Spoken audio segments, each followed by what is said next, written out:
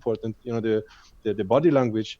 If you sit down with everybody and that's so different than if I'm standing and make everybody sit down. That's already like a top down thing. So those little things I noticed, like in a physical class, they make a difference. If I would sit down with the children, they stand, and then we all like on the same level and we talk, on that level, and I recognize their opinion, and if they have any concerns, if they have any questions, and like just to do like little exercises and to make them feel all right and to make them feel free, so they are free to express themselves however they want, whether it's through talking, through their words, or through music, or through movement. Then I think that is really facilitating and empowering them to find, and that's not a power that I'm giving them, but it's a power that I lead them to, which is within themselves. So just to address, and also mastery hang gives on a you second. confidence. Hang on a second. So we lost. I want to hear what Mike said. We lost the connection for a couple minutes, so some of that was lost. I just want to let you guys know that the Restream has restarted itself because it stopped and then restarted. So we'll have 2 videos again for today. Go. Lovely. Well, no, I was just going to say, the thing is when knowledge is gained, knowledge gives you confidence as well. And, before long, the child is really, accelerated into a whole new level of awareness where, if they like bugs or something like that, they're essentially telling you, oh, well, this one's got 6 legs and that means this and that. And you're like, wow, I didn't even know that, kind of stuff. And that can go on, forever. And but being able to have, feel like they're respected, and then, give them that level of confidence to the point that now they can communicate that to other people. And these are such huge hurdles for most people because they are never given that opportunity to be the teacher. They're always the student and essentially always kind of put in a position of being. You need a special authority certificate to, be a teacher. And so the thought of that, oh, okay, do you have, are you certified? Do you have any, how qualified are you? Well, I have, I do have life experience. I've done a lot of research. I just don't have a professional yet. Oh, well, I don't know. That's it. It's, I don't know. I think that would kind of, stop people at that. I've been there before, where it's just like, well, I don't know. I don't want the question of people question me going, oh, well, are you qualified? And so I'm qualified, but I'm not kind of registered or don't have a certificate or anything. But why would that matter? Knowledgeable. Well, I think that's kind of the scarcity mindset that is part of the conditioning and programming. Is instead of saying, "Is this an opportunity to learn something?" It's is that legal or is that regulated or is that allowed? Are they supposed to do that? Yeah. Oh my gosh! So when I went to coaching school, I did not go to a traditional school. I did not go to an accredited institution. And my friend had a fit. Like, how can you give money to an institution that's not accredited? What's wrong with you? Yeah, I know. I get that. So I've done my degree in psychology. I have a psychology degree. I have a science degree, and I majored in psychology. And I'm choosing to be a life coach for other reasons, but I get it all the time. Well, have you done any certificates in life coaching? I'm like, I'm pretty sure I'm good. Pretty sure I know what I'm talking about. Like, no, but the same person comes back. But I don't know. Can you really put life coach on your business card if you don't have any certificates? Yeah, I can. Eric points out that that's the appeal to authority fallacy. Every time somebody holds me accountable to that, to having a certificate and standards and like I'm remembered of the highest degree that I have ever received, which was years ago, and it was in Trenchtown when one of the little students, I think he must have been like 5 or 6 years old, and he came to me after class, like in his sweaty boxer shorts, like he had like one pocket, and he took out this little paper and he unfolded it. It took like 3 minutes to unfold it because it was so small, and it went bigger and bigger, and then it was a picture that he drew like with his color crayons, like must have been in school And then, it was a picture like basically of me with him and all the other children playing capoeira. And he wrote on top of it, certificate for Mr. Simpson, you are the best capoeira teacher. And, I framed that and put that on the wall, and that's the Nice. only certificate I ever need. That is the best certificate I've ever heard of. And it was all sweaty when you first got it. That's great. Yeah. It's awesome. I just wanted to say one thing about the communication I do with my children. It is like, it's not perfect. It is not like, oh yeah, I've got this pat. I've got this nailed. It's like that every time. No, like there's situations. If I've got like all four of them, like just needing me, I'll have like 4 conversations going at the same time. No, yeah, it doesn't work. It's usually like, okay, all right, who's got the most critical, or because I don't want to go who's the loudest. It's more like, what can I do quickest and fastest? It's like I have to change it, because otherwise I get in the habit that, okay, whoever's got the biggest boo-boo is going to get mum's attention first, so I don't want that. Or whoever talks the loudest is going to get mum's attention first, so I don't want that either.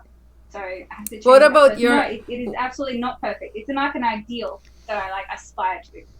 So what about on the inside game, like when you're doing self-parenting, who gets your attention first? I don't have time for that. That's a great question, like, because like in order to how do we hold ourselves accountable to self-parent ourselves in that way, not only to do it with the children around us also, but with our own little inner child, so to say. How do we hold ourselves accountable to do, to treat it the right way? Yeah. Yeah, I think the acronym about SELL, be sincere, be encouraging, listen and learn, love. That's certainly something that we can apply to ourselves, and this is where like the journaling comes in handy. Is you can do those things, and I think one of the things that most people don't even realize is there is that inner voice. There is the subconscious mind versus your conscious mind. And the communication between the two is something that you do need to establish, because there's a lot of things that your subconscious mind, certainly because of the trauma, has in regard to the way that it operates, the processes that it operates under, and the understanding it operates, that is in direct opposition to what your conscious mind believes is the reason that things are going the way that they are.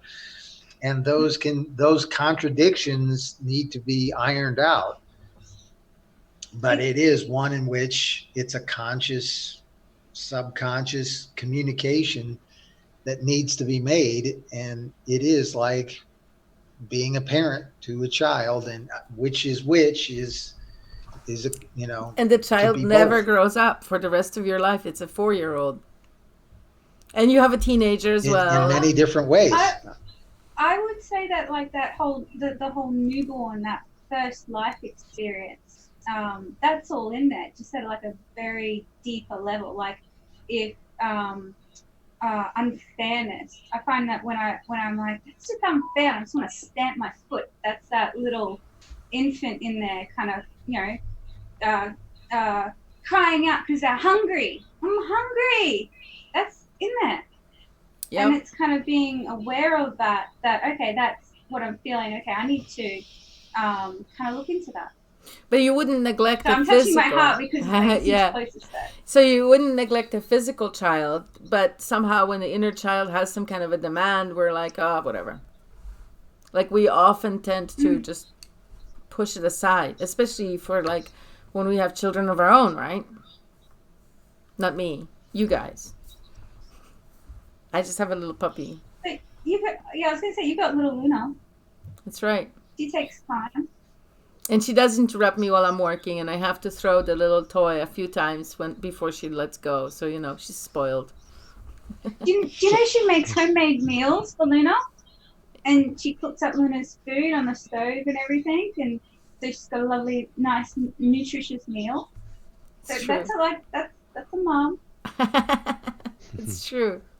So do you guys take time on a regular basis or like on a daily basis to have some positive self-talk, to say empowering things to yourself, even if it's just in your mind, or even like to your children as well. I think both are super important, to have like encouraging words and empowering words for your own inner little child, but also for the the physical children we may have. So for my clients, I often say, would you speak like that to a 4-year-old when they're like, oh, I'm such an idiot, I can't believe I made that stupid mistake and things like that. I say, oh, would you speak like that to a 4-year-old? And if you wouldn't, maybe it's good to rephrase, because you have all your parts inside you. And if you're saying harsh things like that, there is that innocent child aspect of you that's going to be hurt. And it's just not a healthy thing to be beating up on yourself like that, And it's also a good indicator of, what you're manifesting, because you are really creating your own reality in a lot of ways. And certainly when you, see yourself in negative ways, you're manifesting yourself in negative ways. And so that's harmful, and certainly should be recognized. That's kind of one of the deals I make with the ethical emergence course. And I think it's one of the things I'm definitely incorporating into the future is an agreement in which, when someone agrees that there's something they're doing that's harmful, that they agree to stop doing it, whether it be, harmful to somebody else or harmful to themselves. And man, when it's harmful to themselves, it's the hardest one to stop. Okay. But if I have a question. I have a question for Mike. So at what point is, because it sounds like it's like a measure type thing. So at what point is it questioning myself, and then at what point does it become negative self-talk? You don't question yourself with judgment. No, like just question. Okay, I need to make sure that I am correct, or gee, there's contradictions here. I really need to just back off and just check myself for a second. At what point does it go from that to just negative self-talk? That's where I want to. I have the answer. It's one you gotta investigate, because it is tied to a limit, more than likely a belief that could be a limiting belief that essentially is either true or false. And if it's true, then it's more than likely a belief that's, valid and helpful as far as where you want to go development wise. But if it's false, then it's certainly an area that can be really overcome rather quickly, and a new paradigm installed. So I would say that the litmus test would be, would you say that to a 4-year-old? And if not, how would you say that to a 4-year-old? Well, some people are cruel though too. Well, then they deserve negative self-parenting. But okay, hang on. I just have one more thing to say. So the reason why it's really, really important to not have negative self-talk is another reason, is that whenever you're squeezed and pushed into a corner, all that negative self-talk will come out and attack somebody else. So if you habitually call yourself a retard, a moron, an idiot, whatever, that's what's going to come out of your mouth next time something nasty happens and you're stressed out, and you may not mean it, and you're going to call somebody a moron or an idiot, and then you're going to have to try to explain your way out of that, and that's not really a good scene. That's what was said in the last 2-3 minutes. Like, it caused flashbacks for remembering the reality. I lived in and I taught in for 15 years or so, like in Jamaica, living in the inner city there, and working with the children and youths there, and that's exactly what manifests there. That's all you see, like you were mentioning the negative self-talk, like the cussing and the cursing, and the adults having grown up the same way and not being able to look through it, and like being part of the whole game. Like me working in the juvenile detention center, like I saw it, and even the smaller ones, the 4, 5, 6-year-olds, like in the community. Then I saw the ones in the juvenile detention center, and then I worked in the high security prison where you had like adults locked up for life, then where I could witness the entire, from early on to late on, what it manifested and where it came from. And it's like, it's not, at one point, it's not even just the words, that come out, but it's, it's bullets and it's stones and it's machets and it's all of that. But it's a whole, if it's like on not just individual, on an individual level, but if it spreads so far that it's an entire community, not everybody obviously, but if it's, like a certain amount of people within a community, then it's the entire environment is toxic. So it's not just individuals with that toxic vibe, but it's an entire community. And then even just to walk in that and walk through that is like, wow. And one of the Even hardest lessons for me, energetically feels overwhelming with all that. one of the hardest lessons for me was, and that's probably also why I enjoy so much to work with children, especially in that environment, because they often repeat it, unconsciously, because it is a pattern that they were born into. So they will repeat what they see and they will mimic what the environment does, but there's still a way of making them conscious of it. So what you said earlier is like, oh, like the self, would you say that to a 4-year-old? And like, well, in that environment, everybody says it to even their 3-year-olds, and like even worse. And like, it's not even just words, but it goes beyond that. And but it's, with children, you can bring it to their consciousness, and it's actually pretty simple and straightforward. You don't have to do nothing too scientific or so, but it's like, oh, like, what did you just say? How did it make you feel? And what do you think he feels now after you said and after did that? And so it's like, and then it's kind of like the wake up, even if it's just for a moment, and you can bring them into that moment of awareness. And then the decision, and that's the big lesson for me, the decision is up to them, to decide, to live up to different standards or to continue like everybody else. And then for adults, oftentimes it's seemingly so much more difficult, because they would have gone through sometimes decades of that programming and conditioning. So for them to step out, it really takes for you to find somebody who wants to step out. So you can never help anybody who is not really from within wanting to make a change. So that was one of the hardest lessons for me. Yeah, I think that, the strongest bond is pride. And unfortunately, people are, taught like who they are and how to define themselves. And, they've taken on, diagnosis from other people of themselves and made themselves that diagnosis, rather than really identified who they really are and what they really love to do. And in a lot of ways, most people don't even have the ability to understand what love and joy really are, other than just like a momentary, pleasurable experience. Yeah. They don't realize that, oh, well, that can go on forever if I just, decide to do that.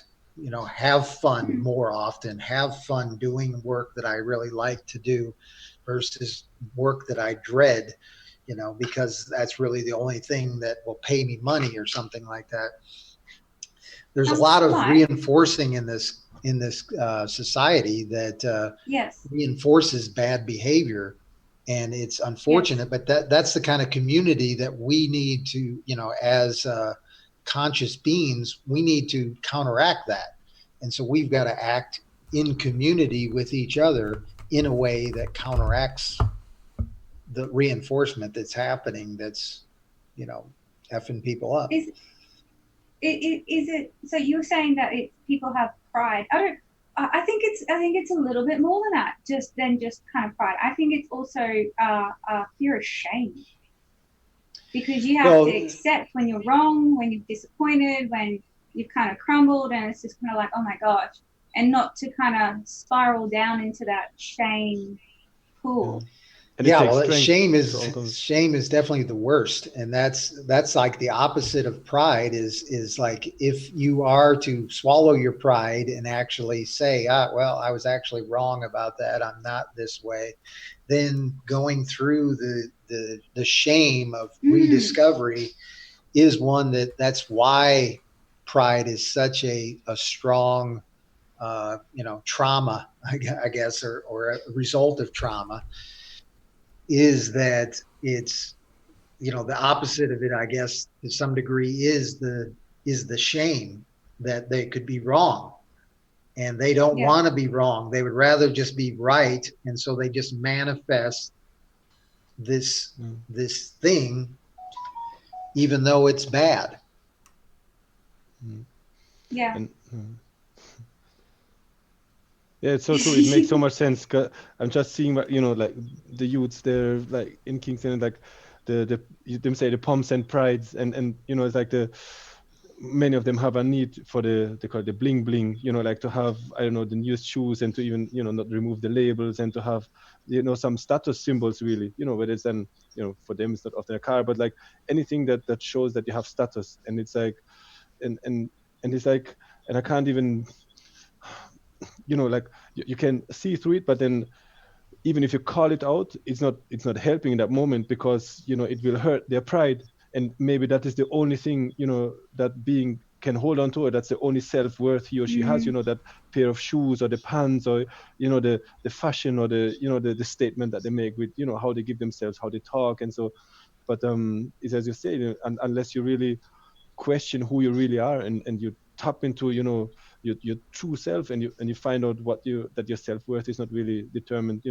over But see, the money, or the that's what outside we're things. taught. We're taught that we don't need to waste time in looking into yourself.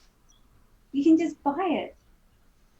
I'll provide that for you. You don't need to spend your life knowing yourself and being in touch with yourself, and deciding for yourself that is what you want. That it's really it's pushed so much.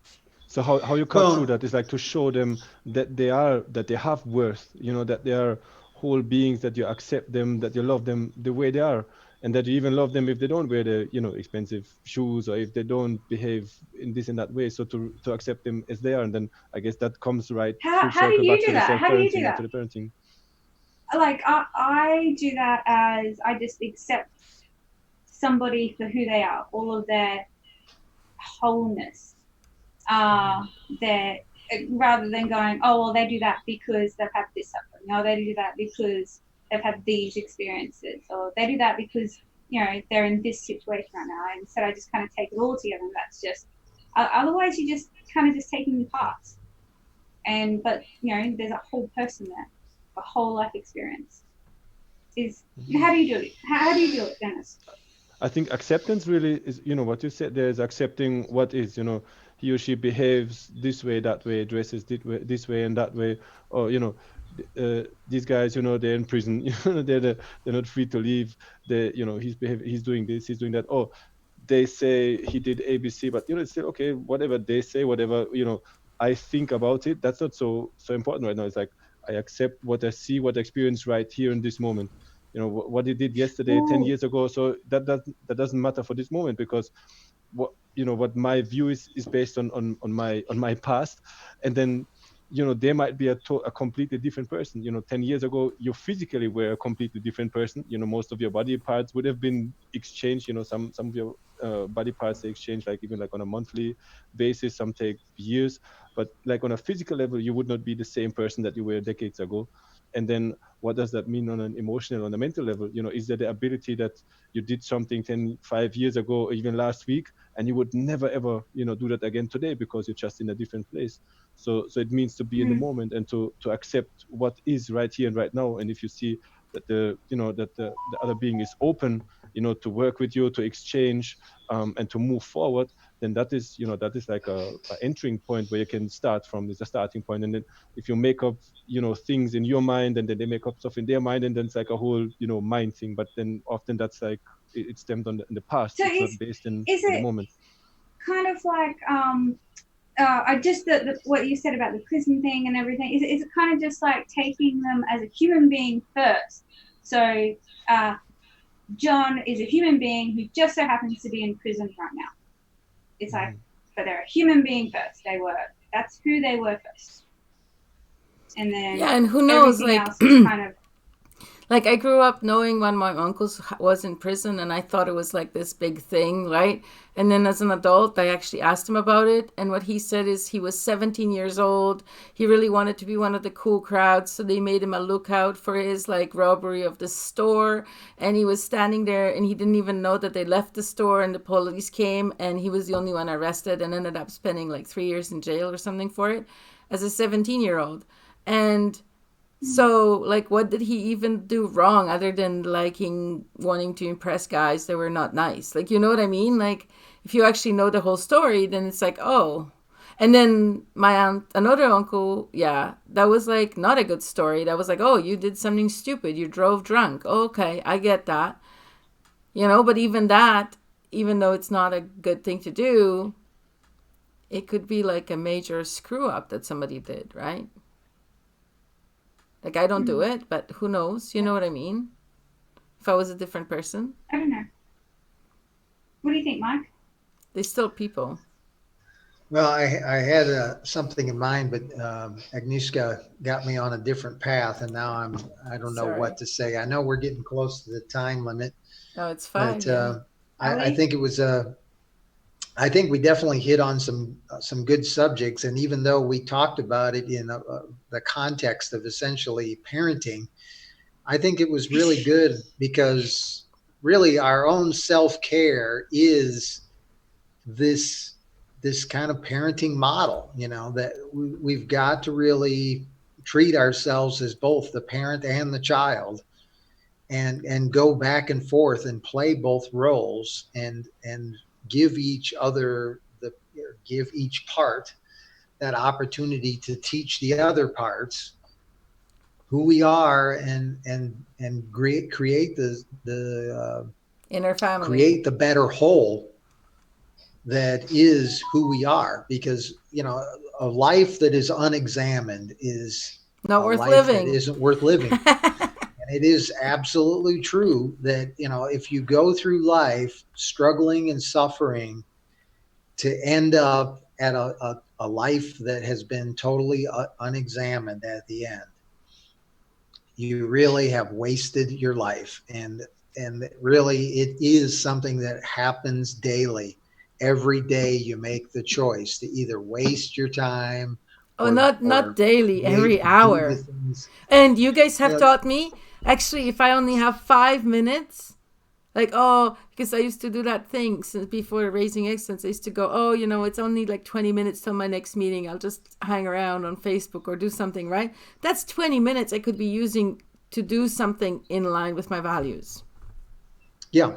Yeah. You've got that choice to do something that's important to you, or do something that's a distraction, or something somebody else told you to do, or something, you know, that is some other priorities.